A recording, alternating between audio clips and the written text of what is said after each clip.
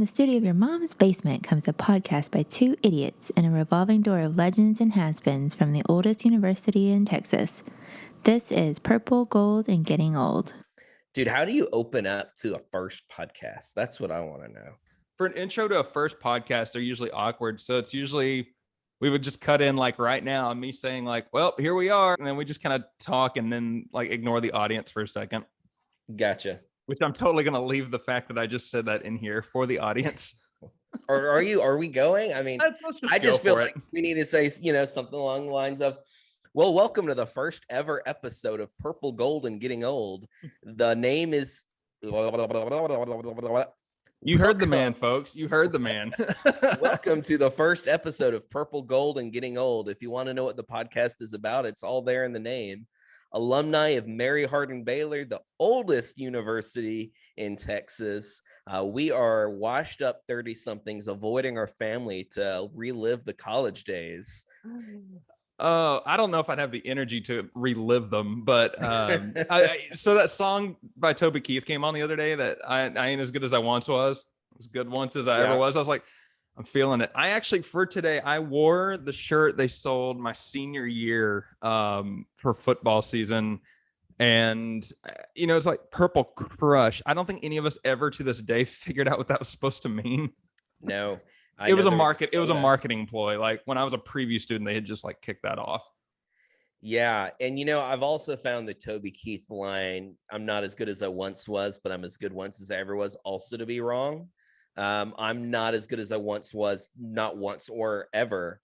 I've been wakeboarding again lately. And let me tell you, I feel it in the morning and throughout the week. And I also just kind of suck out there. So, yeah, just Toby Keith is a liar. Whatever happened to that guy? Like, when's the last time you heard Toby Keith come out with anything? I don't know. Probably back when people knew who we were in the Bush era. So for anyone who tuned in willingly, A, I don't know what's wrong with you, but B, we're very glad you're here. For those of you just stumbling upon a random podcast or know one of us but wasn't sure what this is, so we are, I hate the term college friends or college buddies, because to me, like, even if that's where you met, I'm like, these are still my buddies, even in our aging process. But to be real, not true for everyone though. Well, yeah, we had a few people drop off along the way. But we met in college, and it kind of blows my mind that even if it's not us talking about our stories, there are still people who will remind us of things that went on when we were in college and laugh about stuff. I was actually recently playing bass in our church worship band, and the worship leader that day was like, "Hey, do you remember back at UMHB years ago when these guys started a fake fraternity called Alpha Beta Zeta and they got in trouble?" I was like, "Yeah, I was one of the pledges." And that to me, that just was like, okay, this would actually work. So fun fact, y'all, for years, the way this dynamic has worked out has been like, I'll come up with some boneheaded idea or scheme, and I'll text Tyler and be like, "Yo, let's do this." And instead of thinking about how we could get imprisoned or killed or whatever, we're like, "Yeah, let's just do it."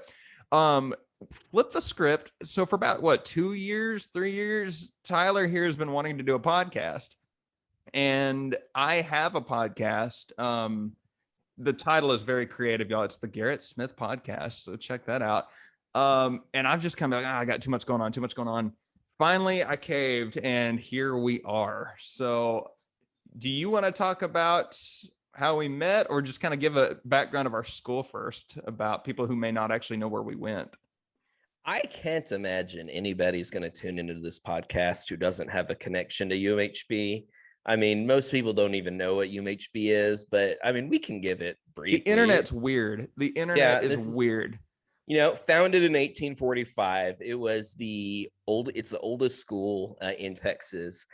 It was the same as Baylor University that more people might be familiar with. But then the Baptists were like, you know what? Those women and those men, they cannot be going to school together. They can't control themselves. So let's have a Baylor College for men and Baylor Female College. Well, we were Baylor Female College. And then they both went co-ed eventually. And located in Belton, Texas, just 45 minutes south of Waco, an hour north of Austin, little Baptist school, Central Texas. And we win a lot of sports games in Division III. So We're very that's good what at we're sports about. ball. We We're are very into good at sports ball. We're into sports ball, nursing, and ministry. Like that's the big three. Basic and construction projects. This is true. Yeah, it's so y'all, like 1844 is when they started to charter this thing. It was like these 4 Freemasons got together. It's like, hey man, you know what'd be cool is like if we just started a school. So they did. It's like the Family Guy thing, if you've ever seen it. It's like, let's just get on our bikes and go start a business. These guys went, told the legislature, it's like, we want a college. And they're like, okay. And keep in mind, folks, this is only 8 years after the Alamo. This wasn't like, oh, in the 1960s, they decided to charter. No, like the Alamo was still fresh. So school started basically as the Republic was starting. And then as Texas made its great mistake and let the U.S. join it, we were obviously already chartered and everything, but it wasn't really until like the 1850s when they split everybody up. I think somebody got caught being frisky and they're like, this isn't going to work. So is that actually a fact? Do we know that's what caused it? can we make it a fact? I don't know. Okay. I've never heard that. That's amazing. Let's write the history book. Somebody got caught being frisky and they were like, this isn't going to work. So the Baptists split everyone up, but there's like this railroad issue. So they didn't know where to put whom. I feel like every story from that era has like a railroad problem. Like Belton and Temple are 2 towns because of a railroad. That's actually true. Bryan College Station, railroad. I don't know. It's just what's been said. But they sent the boys to Waco, the girls to Belton and all this. And actually like 1902, so like 60 years later, this is where like the traditions actually started. So our school, for being small and relatively unknown nationwide, unless you watch football every December, we actually have a lot of traditions, or had. That was actually the first stunt night happened in 1906. And I didn't know that till I was like looking at how old the school was. So and stunt night, for those who don't know, including myself when I was an 18-year-old freshman, it's not a night in which people come up with the best stunts they can do. I thought that was the case, and I was very disappointed. It's true. It's because it was an all-girls school. So it was kind of like a bunch of girls in 1906 at a Baptist college where like 10 people attended. You know, it was kind of like, what could they have done? I have a theory.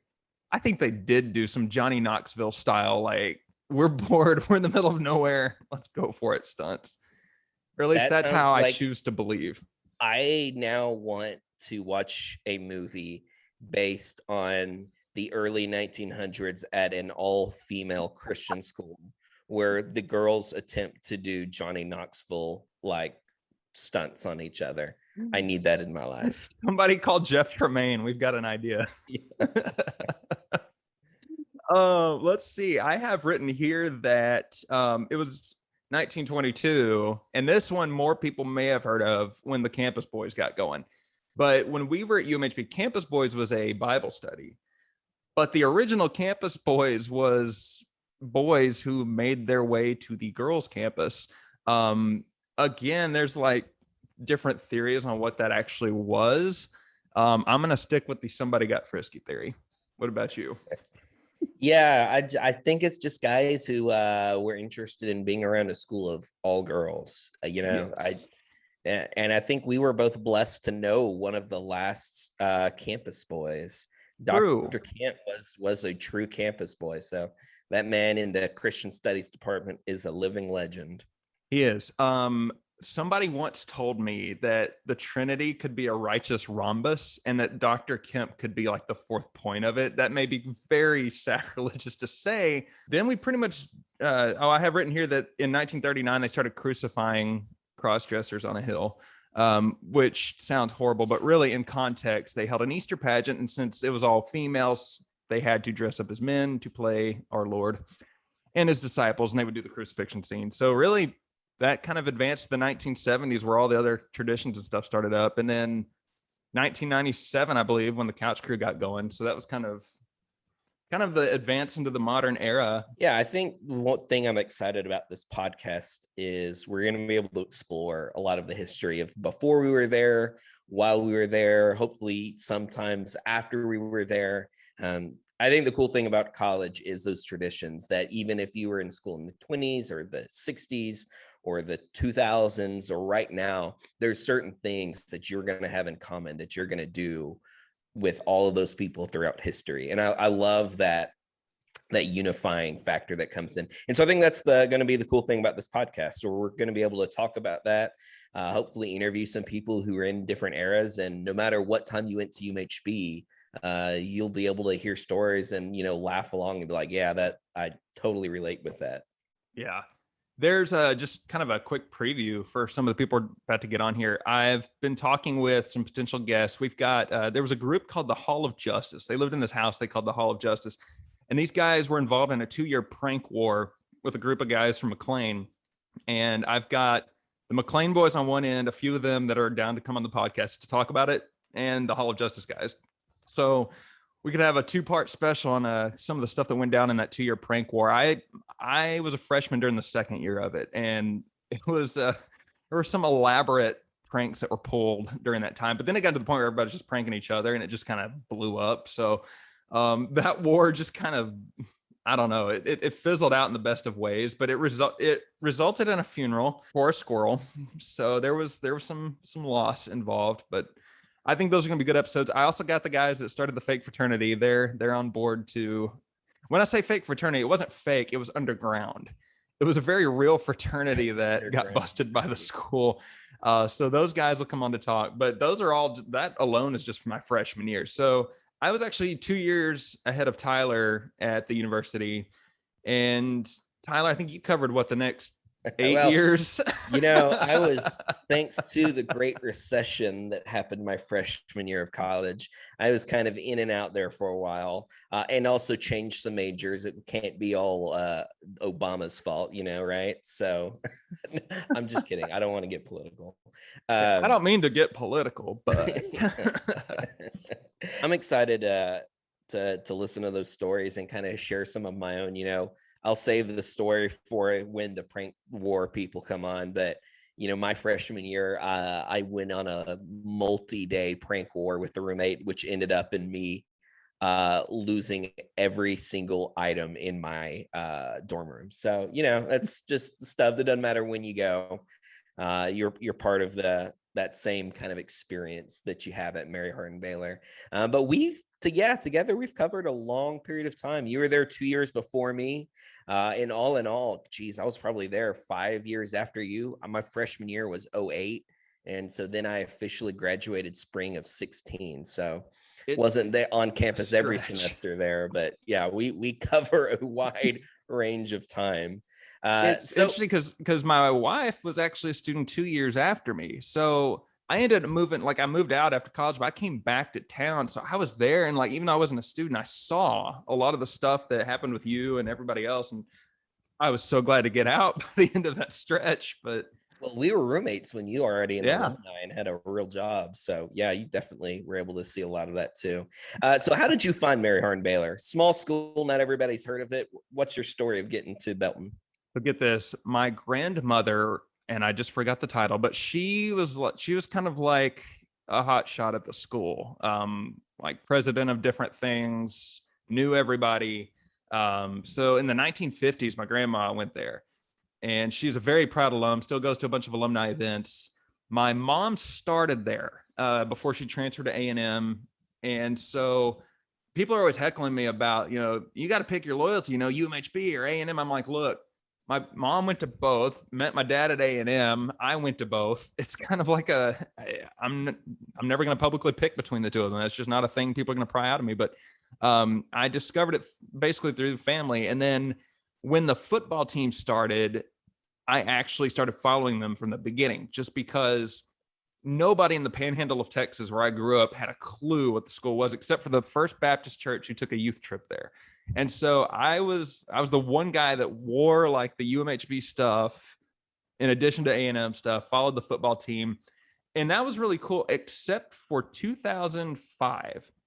And it wasn't cool in 2005 because my economics teacher, one of the football coaches, had played for Howard Payne. And I'll never forget the day when UMHB, who was #1 in the country, somehow lost in Brownwood. And I show up, I'm in the back row of my economics class. And coach gets up there. Coach sits down on a stool, just smiling. He looks at, how's everybody's weekend? Good. He's like, mine was great. And he leans over and looks all the way at the back row and goes, my weekend was great, Smith. My team beat the number one team in football. And everyone's like, who are y'all talking about? But I knew. So that was a special moment. But yeah, it was just kind of like I was always exposed to it. And then I took a preview weekend trip in 2005, and that's kind of what sealed the deal, because A&M didn't even offer my major. And I was like, well, I'm not going to spend all that money and go there if they don't have my major. And I got a better financial aid package to go to a private school somehow. So I was like, well, it's a no-brainer at this point. How about you? You know, to steal a phrase from another podcast I like, I don't want to ramp up the JPMs too often. JPMs being Jesus's per minute. But I really feel like my getting to marry Hardin-Baylor, it was honestly providential. I had no clue what this school even was. I was raised in a family of Tennessee alum, so that was kind of the expectation that I might go there. But then in high school, I felt like, I was being called to ministry. And so I started researching, well, where can I learn about theology and, get a Christian degree? And so I did all these tests online and different stuff. And Mary Hardin-Baylor never came up. So I had this list of schools. Only one of them was from Texas. And I wasn't fully sold on it, but I thought I knew where I was going. But then I just kept running into these random people my junior and senior year of high school who were like, I know someone who goes to Mary Hardin-Baylor. You should check it out. A family that my brother did gymnastics with had someone my age who was going there. We have friends from Barbados that we'd go see, and they had a family member who was a freshman there before me, and saying, you should check it out, especially if you want to, study Christian stuff. So I was like, I don't know. Looked them up. I'm like, that's sort of weird that, they're a purple school with what person can root for a purple football team? What a feat. This is just lame. And so there was, funnily enough, there was another purple school up north of Belton that I was looking at. And man, I don't know. I went for a preview weekend, and something just felt off. I was like, this is just a weird place. That's the horny toad one in the big city? No, wasn't that one. I didn't when like you say north, do you mean northwest? No, I never looked at that school. It wasn't that one. Okay. No, something was off. Like I was supposed to spend the night there, and I told my mom, like, let's go. Like I'm out of here. And so we drove down, and it happened that Mary Hardin-Baylor was having a Seder Day preview weekend the next day. And so we got a hotel in Belton, and I was up all night praying and just really stressed about, like, I thought I knew where I was going, but now I don't. And so we go and we give a tour and everything. And they bring in different students to kind of talk about their time. And there's this guy named Jeremy who came in, and Jeremy started talking about this group called the Couch Crew and these different pranks that people would pull. I remember talking about they picked up some like super small compact car and like put it in sideways in this doorway. I'm like, this is incredible. And started talking about the supporter section at the sports events. And I didn't even really like sports. I was just obsessed with wakeboarding and dirt bikes and all that. But I was like, this sounds like a cool group, this Couch Crew that does pranks and goes on road trips and all this sort of stuff. I wanted in, and I was excited. And then I got to go to this class, and I remember it was an economics class, and I sat behind this curly haired dude with this backwards Cowboys hat, flat bill on, and thinking, I don't know. I think that guy, we could be friends. This seems like there's people I would like here. Ended up being your longtime roommate, Nathan Berryman. Shout out Nathan Berryman. Yeah, friend of the pod. And so, yeah, something about the campus is like, yes, this is where I'm supposed to be. And I drove home back to Canyon Lake that afternoon after that weekend, just being completely excited, ready to buy a bunch of purple stuff and cheer for a purple football team. And that was weird because I didn't even cheer for my high school team, and I had made fun of a purple football team. But something about it, man, it was a community and a family that I instantly felt like I was a part of. So, and I still do. I did the opposite. So from third grade through junior high. Crestview Elementary, purple, Eagles. Canyon Junior High for 3 years. Go Eagles, purple. Canyon High School, 4 years, and not the New Braunfels area Canyon High, but like the real Canyon High. Yeah, just throw a little shade. I'll give you that, considering our town is not named Canyon. So. Right. You know I didn't know it existed until I got to UMHB. But so you're from New Braunfels. I'm like, where are people getting this New Braunfels thing from? So yeah, I was always at purple schools from like third grade all the way through undergrad. And so for me, I was like, great, another purple, but at least had the gold variant in there. So I was kind of used to the whole purple attire thing. But yeah, it's that's some of that stuff's what hooked me too.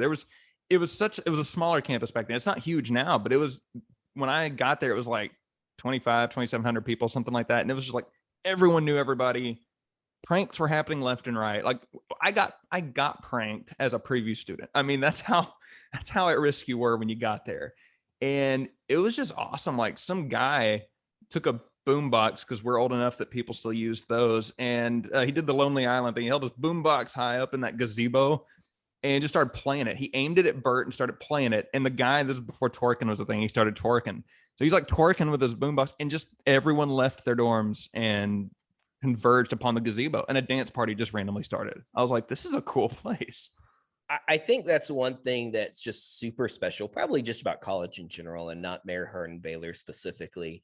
It's just the fact that you have a bunch of 18 to 22-year-olds just kind of living all crammed together with a lot of free time. And so that just means that it's like you have to try to not make friends. Like the friends are just thrust upon you. And you also have to try to not have a good time, because adventure and mishaps and hijinks are also just thrust upon you. Yeah, you and Nathan Berryman, y'all were thrust upon me. That's how we met. So honestly, here's what's weird. That was my expectation for all colleges. And I just left working in higher ed after 8 years. And over 8 years is kind of short to call something a career, but it was, you think, like 8 years of college eras, like where you're on the advisor side of things. It was a long time. And you'd be amazed how many people do try not to get out there and not make friends and not live in. So I don't want to hammer this point until later on, but just a quick mention for our listeners, I am writing a book that kind of entails my time, what spilled into Tyler's time there and after. And what got me was every now and then working at these schools, I'd pull out a draft of my book. I'd pull out a random page and say, read this. Like, if you think you're doing college right, read this. And I can't tell you, every time people would just like, their jaws would drop. They'd crack up laughing. They're like, oh my gosh, where did y'all go? Like, y'all had so much fun. I'm like, you can make it happen. Like, it didn't have to be where we were or with us. Like, you can seize the carpe or whatever, just whatever you want to say. I lived by a very simple maxim in college, which was, does this thing, if I do this thing, will it make a good story? Will I get in trouble? But will that story be worth getting in trouble? And if I could say, yes, this will be a good story, and if it gets me in trouble, then the story will still be worth it, I did that thing. And I often get in trouble for that thing, which I'm sure we'll be able to tell a lot of these stories. But yeah, it's, you know what, that's probably not the way you want to live all of your life, but when you're a young guy, in college, and that's the time to make memorable stories and do goofy things like that. I don't know. I felt that way about this podcast every time you asked. I was like, I don't know. Are we gonna get canceled? Yeah, my mom will not listen to the episode of my podcast that you were on. She's scared to death to listen to it. Oh, really? Yeah. Wow. I played like a couple of clips, and one was where we ate the habaneros if we couldn't answer the question. She was just like, I can't do this. Well, maybe we should be more worried, but you know what? I'm not. Nobody's going to listen, so we'll be fine. Nobody would listen. I don't know who's going to listen to this podcast, but if we played it safe, nobody would. I look forward to some of the guest stories. Here's what makes me nervous. Let's say this thing goes for a while and we start getting current students on here or recent alumni, and they start interviewing us. And it's kind of like, oh man, we gotta like answer their questions now. But I don't know. I think something we should ask our guests, and I'm going to ask you, is favorite tradition you participated in and one that you wished you could have participated more in? I think favorite tradition was probably the dubbing ceremony. And when I say the dubbing ceremony, I kind of mean everything that goes on with that night. The freshmen get dubbed. They have a sword, they're knighted and dubbed a crusader forever. The sophomores get to ring the bell. The seniors also get to ring the bell, another bell. That's just a special night for me. Second place is probably the burning of the letters, which is homecoming, where we set letters on fire. It's pretty self-explanatory. Although another reason I was dumb, when I was a freshman and I heard about the burning of the letters, there are these big iconic stone letters that spell out UMHB at the front of the campus. I thought we set those letters on fire. Like, I thought we covered them in fire and set them on fire. But yeah, I was not a smart 18-year-old, because I also thought Temple University was in Temple and Georgetown. Hey, people thought that I was at one of those two schools, believe it or not, in Canyon. And I also got William and Mary. Yeah. Okay. Nice. Okay, I'd get some good basketball. I just remember thinking, like, man, there's just a lot of big colleges around here. Baylor up the road, UT down the road, Temple and Georgetown right here. Wow. No clue that they were, like, not even in the same part of the country. Are they not in the Big 12? Yeah, I don't even know if I knew what the Big 12 was, to be honest. Well, there's like stages of where people think we went. So Baylor. It's like, no, and there's nothing they'll ever do to get rid of that. People will always say, oh, so Baylor. Like, no, the purple all girls school down the road. But the one that like gets offensive and they're like, oh, is that like Hardin-Simmons? It's like, shut your mouth and never speak to me again. Yeah, that's actually another thing I love, is like there is this like sense of community and rivalries among these small schools in the American Southwest Conference in Texas and a couple of the other D3s. I had friends that played basketball at Howard-Payne. In ministry especially, there's a lot, you encounter a lot of people from Howard-Payne as well, or Hardin-Simmons. And so there's kind of that, little bit of workplace rivalry that you'll get. So it's a small world, but it's fun. It's generational too. My mom's cousins, all three went to McMurray. If you want to know what we like to say about McMurray, just watch Letterkenny. But they had some hilarious stories about their time there. And UMHB wasn't like in sports competition with them yet, because that was, before UMHB had football and all that. So we got to talking though and exchanging some stories. And it was crazy how similar the stories were between their experience at McMurray and ours at UMHB. I'm really looking forward to hearing from the old people their stories with that, and the new, because I was at Camp Eagle with my youth group last year, and one of the guys working there, great guy, he was an athlete at Hardin-Simmons, and so I just kind of asked a prodding question. So I'm like, so what do y'all think about UMHB, just to see if that rivalry was still there? And boy, his eyes got real wide, and he made he said, well, UMHB is pretty good in football, but no offense, y'all are trash in every other sport. And so I don't know how much of a rivalry we have. And I wasn't going to say anything because, other sports, we've won conference and gone to the national championship, and he was wrong. But I just laughed because, like, okay, so yes, there's clearly a rivalry if you're being like, oh, you're trash in those three. A lot of students, in the state of Texas, football is king, but like a lot of students wouldn't go to all the other sports as often as like a small number would. So some of us, like, we went to Abilene for basketball. We would go to the volleyball games when they came to Belton, and every crowd kind of had its own identity. Like, I actually had, by the time I graduated, I had a lot of respect for Howard-Payne fans, and I still do, because you don't really hear from them, but anytime you meet an alumni, they're proud they went there. And you remember the game my senior year where we were in Brownwood, we were up like 50-0 late in the game. Our fans, if we were up 50-0, were gone at halftime to go, we'll be right back. We're getting Sonic drinks and then be right back, and see you Monday. Their fans were still there watching the beatdown. And I was like, dude, I got nothing but respect. Like, I think they're kind of just like Chicago Cubs fans were back in the day. They're not there to see them win. They're just there to have a good time. And, that's all it was about. So, yeah, that was cool. I almost went, I looked at Howard-Payne when I was a junior in high school. You were talking about how we went to UMHB, but they had this thing called the beanies, where they get all the freshmen to wear these like beanie hats and like baby blue face paint, do kick lines and stuff, and like knee-high socks. I was like, no, I think I'm good. I'll go join the couch crew. Kind of ran me off. Well, yeah, I think you probably made a good decision to come into Belton over Brownwood. Well, I was a 4-H redneck, so every time we had the 4-H events at their state center, it was in Brownwood. It was just off the lake, and I loved the lake, so I think the lake almost got me. But then I did my research. Tradition you wish you'd been more a part of? That's an easy one. Crusader Nights. I was nominated to Crusader Nights 3 or 4 times. Mr. Burt twice and Mr. Spanish Club another time. But I backed out every single time because I'm allergic to time commitments. But looking back, I really should jumped in and just made the commitment and done that. It seems like it's a blast to do, and you build a cool bond with the guys you go through it with. One thing I loved about crew nights and stunt night is, and even though neither one of them would be my number one favorite, they were very unifying. I was told before I did crew nights my sophomore year, which by the way, my video was trash. If I could go back and do a better video, I would have stolen an idea we had for another guy because he backed out and we never used the idea. It was, I love the 90s. And the idea that this other guy had was we were going to go back and we were going to prevent someone who worked at the school from retiring. And we were going to be the Power Rangers. We were going to go back in time and like prevent his retirement.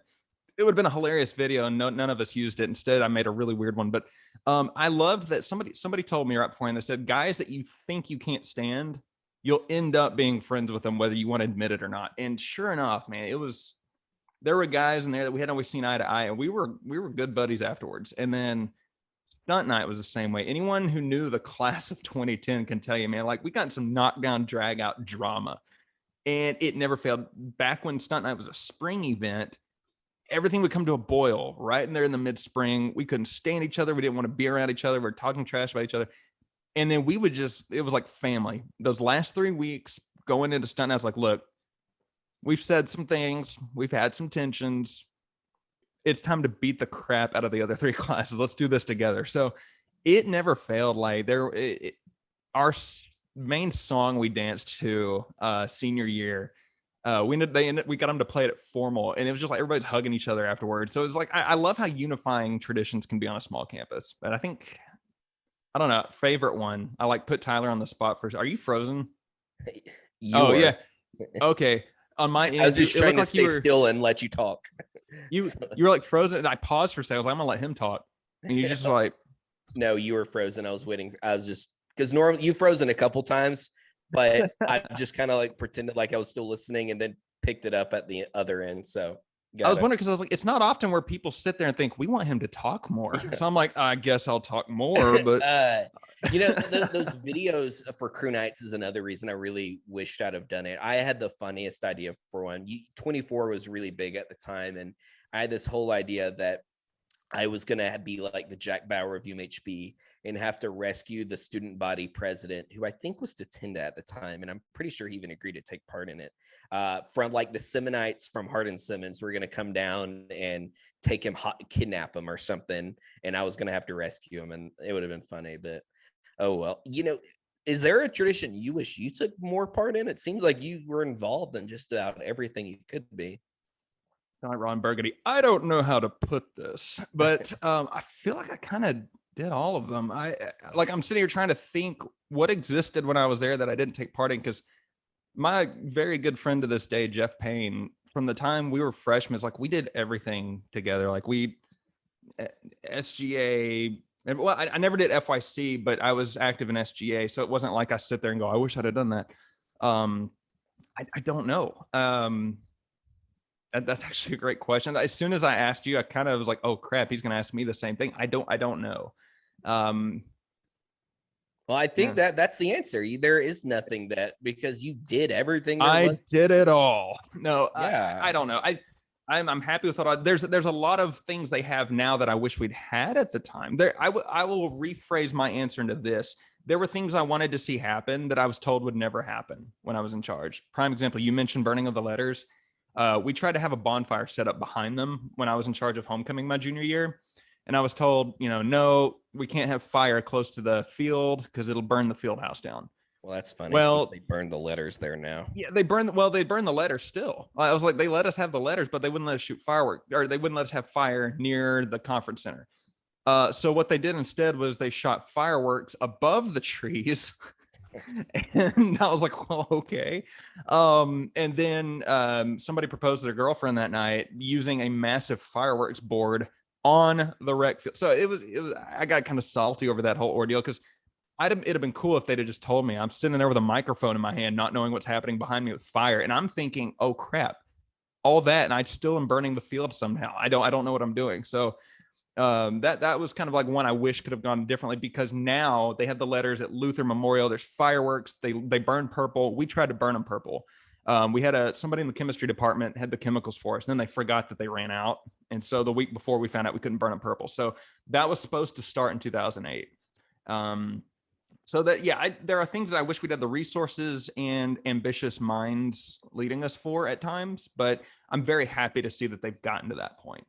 Of all the stuff you did do, what is the one you're most fond of? Couch Crew in its prime. Yeah. And the people that I met through that, for sure. Yeah, like no other tradition of that school comes anywhere near how fond a memory I have of the place. But I would say if I had to pick a second, like a silver medalist, it would definitely be the dubbing ceremony. So I think you and I both kind of had that. I mean, it's just the coolest like kickoff tradition out there. Well, if Couch Crew, if I have to consider it a tradition, then that's obviously got to be first. I didn't pick that. That would seem too obvious for me. I made a point to mention it because there are certain folks that want to erase the actual existence from it from history, and I'm like, no, it existed. Yeah, I guess Couch Crew to me was so much more than a tradition. Like that's literally the thing that I heard about that made me want to go be a part of it. And I got on campus freshman year being like, okay, how can I get in with these guys? How can I be a part of this thing?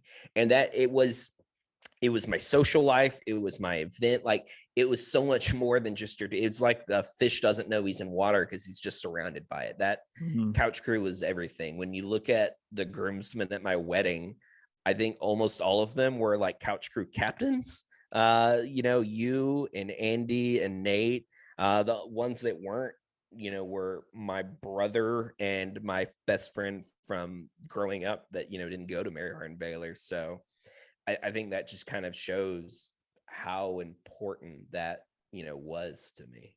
Speaking of weddings and stuff, I realized when I grabbed my Grogu coffee cup that my ring is in the next room. Yes, folks, I'm still happily married. I was like, oh, not wearing the ring on my coffee cup. That's how rumors get started. But dude, I haven't worn a ring in like 18 months.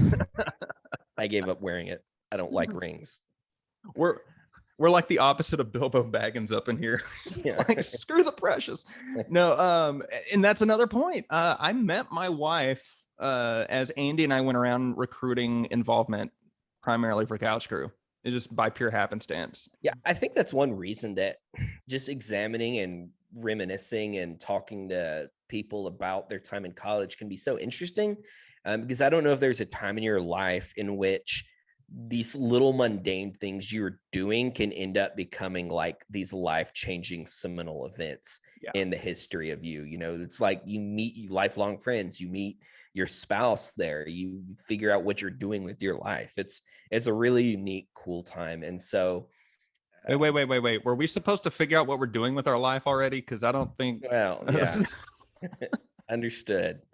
But yeah, I think that's one of the reasons people are so fond of, whatever college they went to. And I think our college was a little bit extra special, but I'm sure everyone thinks that. Yeah. And so that really is like, I'm almost more excited to talk to the younger people that we can maybe get on that were there after us, even more than I am the people that were there when we were there. Just to sense that like, yeah, things change, but they really stay the same. Yeah, that is very true. I have another thing I think we should ask the guests that come on here. Talking about like people are fond of their school. There were a lot of people who were not into sports at our school, and some of them were even like anti-sports to an obnoxious level. But no matter who you were, everyone went to at least one game. Like some people say, I never went to game. everyone their freshman year with their welcome week group or something. Everybody went to something. Everyone bought the purple shirt from the bookstore. Like there was at least a minimal level. And so I think no matter who we get on here, they'll have something to say when we ask them best and worst sports related memory of UMHB. And I'm curious. I think I want to guess yours because my best and worst sports memory. Yeah, because we've talked about this stuff before, but we always throw a bunch of memories in. So I'm gonna try to guess your best and worst. All right, one clarifying question is: does the memory have to be when we were an actual student, or do alumni memories count? I would say most people will probably just have one as a student, but if you have both, you could probably offer up both. So for you, I'm gonna say, as an alumni, I'm gonna guess that Mount Union game y'all went to in Belton for like the semifinal. I forgot what year it was, like 2018 and 2016. And then worst, I'm gonna have to say, I'm gonna go with Mississippi College football game 2009. I know that was like one alumni and one student, but I think those are the two for you that would stand out to me. How close was I? That Mount Union game is top 5. I don't think it'd be top 1. I think our first Stag Bowl would probably have to be 1. You know, we're all alumni, but we're back together again. We're finally, winning that championship we always dreamed of for so long. That was really special. I would like the NCAA to know you can erase a mark off paper, but you can't erase a memory. Or my coffee mugs or other memorabilia I have. So that's probably top as alumni. Top as student, though, I want to say is probably the whole trip to Atlanta for the Final Four when our basketball team made the championship. That was just really cool. And that's one of those deals where the game was fine, but just the whole bus ride out there and the weekend spent in Atlanta with like the actual big Final Four schools, it just made us feel much more legit. We had the game in the Atlanta Hawks Stadium, Michigan and Louisville and whoever else was in the Final Four were out there that year. So that was really cool. Worst memory though? Also Atlanta, because I remember one of my worst as alumni. I was reading your updates on the bus, and I was like, "What the heck?" Yeah, no, the worst definitely was not Mississippi College. Once again, that theme of the trip around it is more memorable than the game. True. The Mississippi College trip was just one of the most fun weekends I've ever had, and we'll maybe have to have a whole episode dedicated to that weekend. No, I don't. Honestly, I don't know if I could tell you a worst. I'm going to say the worst was actually my last game as a couch crew captain. We'll, throughout this podcast, probably want to talk about the history of the couch crew, its rise and fall, and interview the different characters. But I was there for the fall, and a lot of things went wrong that I think were partially on some of the leadership, and I'll take ownership in some of that. And also I think the leadership of the university, and also just kind of the changing climate of, what college kids are like. Everyone listening that doesn't know the story is like, what is he talking about? But I can vouch for the fact that you have accurately and tactfully as possible said that. Yeah, and so that was just a really depressing thing to see. Like, I talked about it earlier, that couch crew was how I met most of my best friends. It's how I spent basically like every day of my life at UMHB. It was with couch crew people, thinking about couch crew things, going on these road trips, making these memorable events, meeting these people. And so to see it die was really depressing. I quit when there were more captains in the student section than there were people. And so I just at halftime said, you know what, I quit, and walked off. And that was that. I love that you pulled the thing that makes that story is that you quit at halftime. Like that's just the best part. Just said, screw it. And I went and sat with my friends in the regular bleachers that didn't want to come to the student section because of how bad things had gotten. So, did you drive them out? Were you like St. Patrick and they were the snakes? Like, did they see you coming and be like, I'm not sitting here anymore, and like leave? No, they were cool with me sitting over there. They were fine with me. They just didn't want to be associated with the whole Things. couch crew. Yeah. What's the meme of like all the primary candidates during the last election cycle? They were up in heaven, and every time someone dropped out, they were like, "Come join us," and it was like heaven opening up. You were like the next Yeah. joiner. Yeah, exactly. I remember my last minutes as a captain as well. Mine were more enjoyable though. We won a game, and I hopped over the front rail in Mayborn, and so we had this weird, stupid thing we did back in the day. Tatinda had his chair. When he graduated, Dawson took it. When Dawson left, actually, other way around, sorry. When Dawson left, Tatinda took the chair. When Tatinda graduated, I took the chair. I jumped out of the chair over the rail, and I pointed at Andy Archibald, and then I pointed at the chair. I said, "Take it." I started screaming, "Take it out." I was like, "I am done. I am never doing this again. Just take it." It's sort of funny how that was something we both kind of loved, but when we were done with it, we were just did it. Right. And we'll tell this. I don't want to get into it too much, but I just, there's things I learned about leading in the couch crew that I continually I'm able to use those lessons in my career as a pastor. Yeah. So I was super glad I went through it, but it was super tough. So yeah, what were your best and worst moments? Let me guess. Before you guess, I want to add something you just said. I think is great. Because people sometimes the people who were freshmen when I graduated, they put my name with couch crew. Fine, let them. But for 4 years I did a lot of other things: SGA, stunt night, Easter pageant, all that stuff. And so for me, everything that was a disappointment or any ripoff or any drama or anything that went badly, I thought it was bad at the time.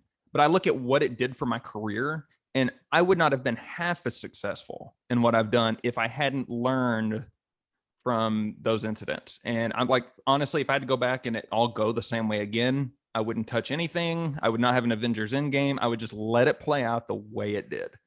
But I want to hear your guesses.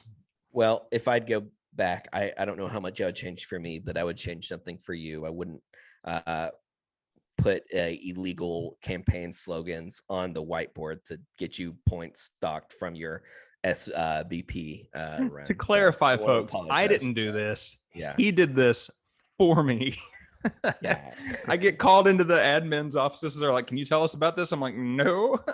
And no, actually, I knew by that. It was like the Capitol riots. Trump was like, "It's gonna be crazy," and then he's like, "I didn't have anything to do with it." Go home. I know you're upset. Yeah, you could have made this great. You're great people, Tyler. You're the best, but you need to go home. That whole 2 months is a story I don't want to touch with a 10-foot pole on this podcast unless I take a vacation and you bring in a guest co-host. But I will say the podcast is going to be fun. These are going to be like fun stories, and we can have some serious ones. But I will say, if you want the nitty gritty and the drama, I think that'll be more for when my book comes out. Because I'll say you got me into this podcast like the worst time. I've spent the last week deep diving the edits. So my brain was fried thinking about this stuff, because when you haven't been around it for years and you deep dive back into it, it's like, whoa. And I was like, I got to do a podcast about this stuff tomorrow. So let me hear your guess. Just had a revelation. Hang on. I just had a revelation. I now know why you finally agreed to this podcast. Why? You want to pimp your book on it. You're getting finished. You need a platform to advertise, right? I don't know. So let's just say this book may have to be about an undisclosed collegiate institution, whereas this podcast is, where we went. Let me guess your best and worst. I'm gonna say your worst probably. I feel like there's some game out there where there was some drama going on that I'm probably forgetting about. I want to say the Mississippi College road trip. But I want to say there was some basketball game where you get in a tiff with a bunch of other captains. I can't remember all the details. It was my freshman year, so it was your junior year. I'm going to guess that is your worst. You can fill in the details if you would like. Hold on, you froze again. Best? Okay, you're back. You froze for like 10 seconds. I'm like, I don't want to miss any drama I may or may not have been a part of. Got it. And I'm going to say your best. I almost want to think it's probably some game in like a golden era right before I got there, where the crowd just did something incredible. No, your worst might be going to Wisconsin. That's probably up there. Your best, I don't know. I really have no clue. I'm just gonna guess it's one of the times in which the crowd just really did something amazing, whether it be the game in which we chanted "Celebrate Diversity," chanted the name of the quarterback, and it was totally in support. It was not because he had a funny name like Bobby Swallows. We just wanted him to feel better about all those incompletions. Wanted to support him. The game wasn't going good for him. We wanted to support him. I'm gonna guess it's one of those games where the crowd just did something really funny. Well, you're in the ballpark, no pun intended. Yeah. It was so Wisconsin was actually a blast. So the game was terrible. It was one of the most depressing outcomes, just watching the players and their families cry afterwards. But getting to be up there in -2 degrees with 10,000 people in a stadium screaming obscenities at you, it's like, whoa, we're in Big Ten territory now. As much as we hate Wisconsin Whitewater, you just got to respect their game day atmosphere. Yeah. They are not what you think of when you think of Division III. It's the real deal. Granted, when you have that many students and you're not supposed to be in Division III, politics. But any FCS size school can do great in D3. So I would say I have a best and I have a 3-way tie for worst. Best was the moment the interception was caught in the 2016 Stag Bowl and we sealed it. Like I'm standing there and like those of us who had been waiting for years to go see this, Tyler and Andy and we were jumping up and down so hard, slapping each other, hitting each other. We fell down on the bleachers. And I don't know if you remember, it's like I hugged one of y'all. There was too many arms to know who it was. But 3 of us fell onto the bleachers and had to get back up to keep celebrating. And there's a picture on Facebook of the aftermath. But that was, it was kind of like all the stories and all the memories we'd built over the years, all the people we'd met were all in pursuit of that moment. And so for me, like, it was kind of like if any one moment captured it, that was it. Yeah, I think that's I tried to explain that when I talked about the Stag Bowl, but you got it. Yeah, it was just this culmination. It wasn't just about how much we'd been wanting this for so long, but it was about the memories we'd made along the way of following this team and going on our trips and to be there as alumni. Yeah, it was special. And we never could have made it that far without a couple of rides in an 06 Subaru, because that's what makes that kind of success happen. I would say for worse, it's a 3-way tie. One was, and they were all in the same year, spring 2009 basketball at UT Dallas. Nearly we got in like this near altercation with the other school's fans. They didn't even go there, but they were all there to like, they were friends of the players who were just like awful. The referees, I don't like to say that refs give a game away when there's plenty of opportunities to win, but if there's any 2 games where referees blatantly decided the outcome, it was both games against UTD that school year. There was one where in the previous game, their player was running in front of our section, and it like 10 feet away from us, the player went up to the ref, he's like, "Thanks, bud." And the ref goes, "I got your back," and patted him on the butt. And we heard it. It was like, but no one, like, we couldn't blow the whistle. Nobody was going to help us. So like it's the only time where I've seen the actual evidence of referee tampering, had nothing we could do about it. So that game, combined with the soccer game, 2009 against Hardin-Simmons, that was bad. And then I would combine those with the outcome of the blowback from the Mississippi College game. It was a 3-way tie between those 3. Totally with you on that one. Well, do we want to? 2 of those 3 affected personal life. Yeah, exactly. Well, the soccer one affected my personal life, let me tell you. So do we want to wrap up kind of just giving people a look ahead to some of the topics we're going to cover and some of the people we might bring on? I think a preview and an offer. And I'll let you preview, but the offer I want to say is, if anyone has hilarious alumni stories or just wants to get on here and shoot the breeze with us or grill us on stuff we did, you are welcome to be on this podcast. And hot potato, back to you. Yeah, I look forward to interviewing past, present, former students.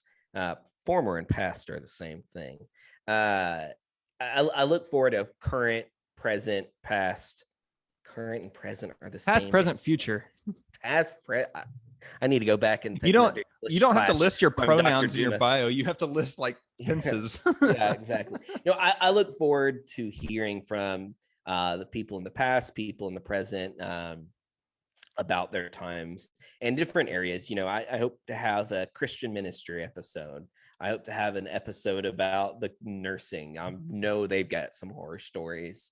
I'd love to hear stories from athletes, from people who are in Couch Crew with us. And then I think we both also want to take a couple episodes along the way to try to document the history of the Couch Crew, because it's something that was so special to us. Yeah. And I think it's an interesting history, actually. So the rise and fall.